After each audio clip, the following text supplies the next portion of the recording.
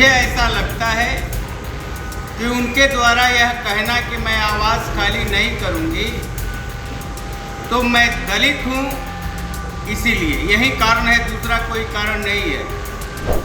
अगर दूसरा कोई कारण होता तो एक बार जो सरकार का निर्देश जारी होता है, चाहे जिनके लिए हो, वे लोग उस निर्देश को मान लेते। मेरा दलित होना अभिशाप लग रहा है, इसीलिए आवास नहीं खाली करने की बात कही जा रही है। नमस्कार, आप देखना शुरू कर चुके हैं लाइव सिटीज को। मैं अभिषेक है। बिहार में आवास को लेकर खूब सियासत हो रही है। बिहार में आवास को लेकर राजनीति खूब हो रही है। आपको पता है कि राबड़ी आवास को खाली करने का आदेश दिया गया है, उन्हें दूसरा आवास अलॉट हुआ है और वो आवास अब बिहार सरकार के मंत्री नंदकिशोर राम को अलॉट हुआ है, जिसको लेकर कल ही बयान आया था बिहार की पूर्व मुख्यमंत्री और नेता प्रतिपक्ष बिहार विधान परिषद में राबड़ी देवी ने साफ साफ कहा था कि फोर्स बुला लीजिए, आवास नहीं खाली करेंगे। ऐसे में इसको लेकर सियासत तेज हो गई है। अब नंदकिशोर राम का बयान सामने आया है।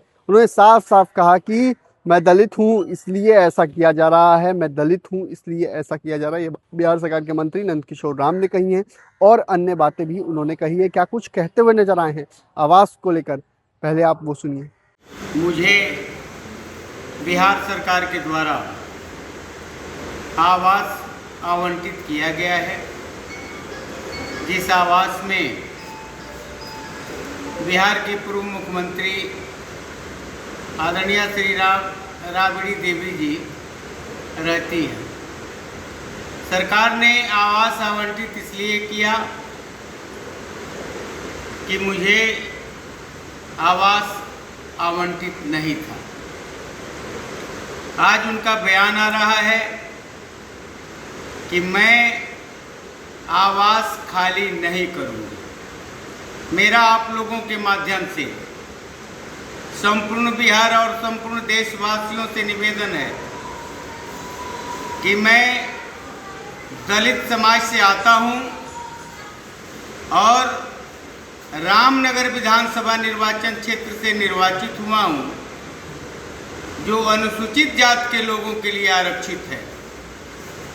मैं डेयरी, मत्स्य और पशु संसाधन मंत्री के रूप में बिहार के लिए काम कर रहा हूं। मुझे ऐसा लगता है कि उनके द्वारा यह कहना कि मैं आवास खाली नहीं करूंगी, तो मैं दलित हूं इसीलिए, यही कारण है, दूसरा कोई कारण नहीं है।